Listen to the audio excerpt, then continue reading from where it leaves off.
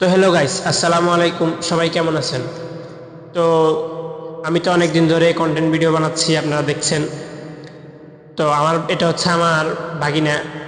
সে বলতেছে, মামা তুমি অনেক কন্টেন্ট ভিডিও করো, অনেক কিছু করো, অনেক কিছু গাইসদেরকে বলো।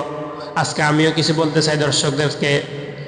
তো আমি তাকে জিজ্ঞেস করলাম যে তুমি কি বলতে চাও দর্শকদেরকে।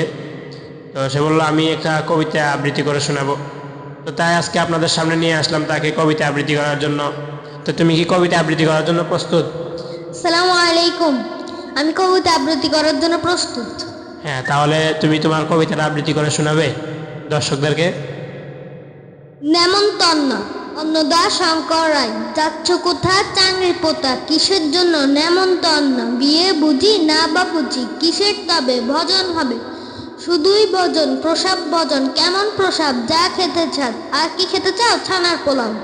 তো ওর তো কবিতা শুনলেন, তো দর্শকরা বলবেন যে ওর কবিতাটা কেমন হয়েছে।